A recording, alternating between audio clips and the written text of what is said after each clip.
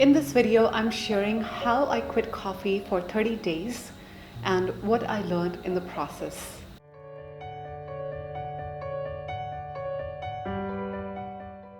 Hi everyone, I am Kiran and welcome to my channel where I talk about mindfulness, emotional resilience and spirituality. Now I've divided this video into 3 parts. In the first part, I'll share what prompted me to do this 30-day experiment. Next, I will share the alternatives I used to replace coffee. And in the final part, I will share the changes I noticed in myself in these 30 days. I'll be honest with you, a month ago, I was not thinking about giving up coffee. I was more than happy drinking 3 cups of coffee a day and I loved it. But then one day, as I was randomly browsing YouTube, I came across a video on cacao ceremony, and this video piqued my curiosity. I'll put a link to this video in the description below. Now, I had heard about the benefits of cacao before.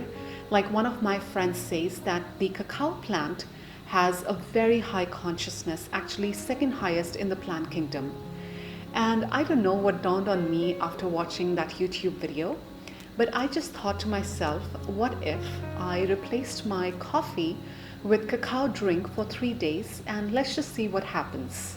And now as I look back, setting this short-term goal was instrumental in helping me complete this 30-day experiment. Because I didn't set out this experiment to quit coffee. Like, I didn't set any grand goals.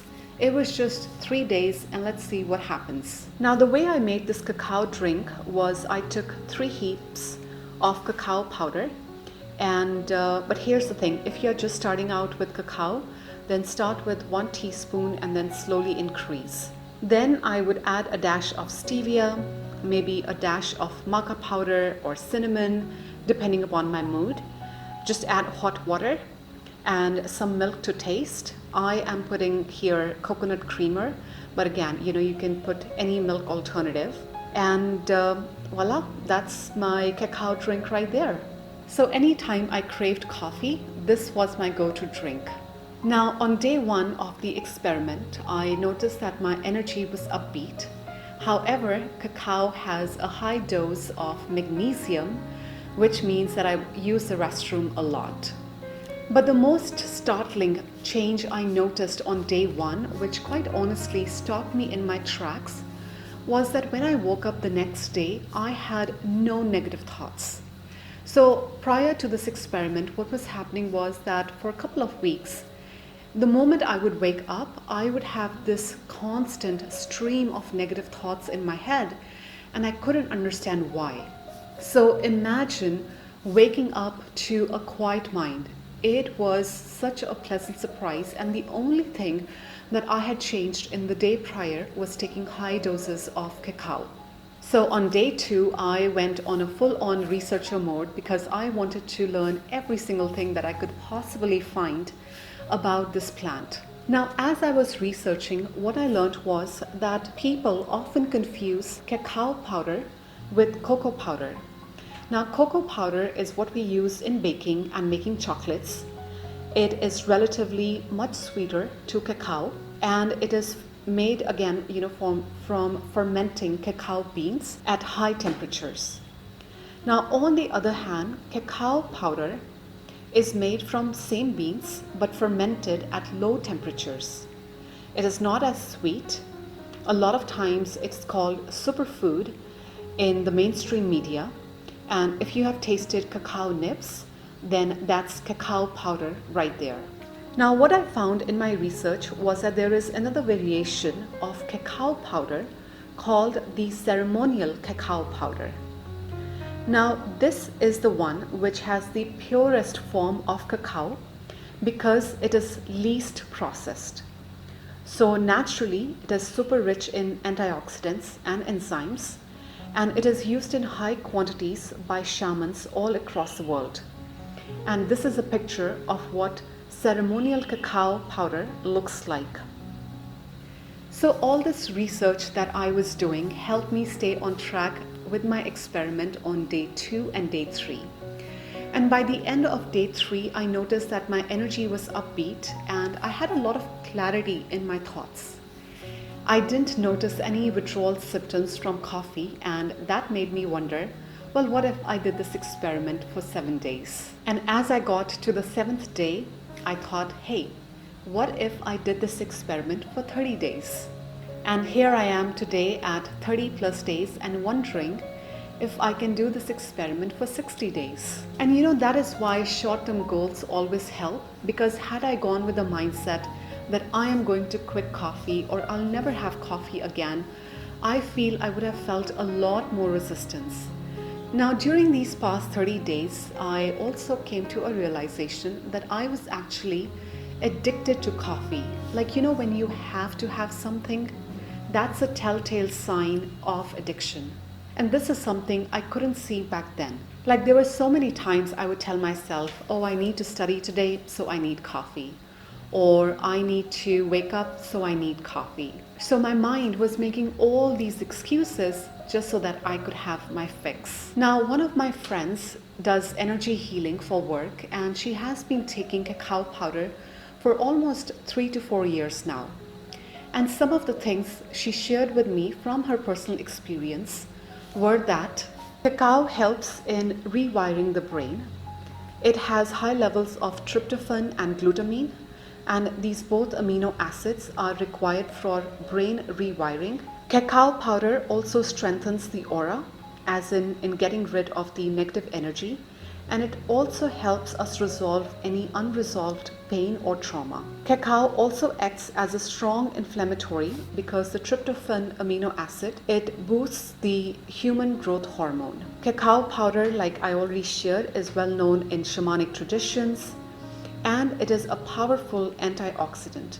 In fact, it has more antioxidants than the blueberries. Now, as I was doing my research on cacao powder, I was pleasantly surprised to learn that cacao ceremonies are becoming super popular in New York and many other parts of the States. And when you're holding such a ceremony, even by yourself, the number one thing is intention. So I was super happy when I found a local store was carrying Ceremonial cacao, and as soon as I got my hands on it, this is how I made my cacao drink. Now, this is what Ceremonial cacao looks like. First, I slice it into small pots. Now, Ceremonial cacao is usually like 45 grams of cacao per drink. But again, instead of going by the exact amount, I just go by my gut feeling and I just play around. Some days I feel a small amount would do. Other days I feel I need to take more amount of cacao. So just play around with the quantity and see what feels right for you. So now as I'm slicing this, I also set intentions for what I want this drink to do. Like some days I'll just say something like, I bless this cacao drink, that it heals my body. And then depending upon my mood and what I'm craving for, I'll add some cinnamon or cayenne, pepper, or some other supplement. And then water and creamer to taste.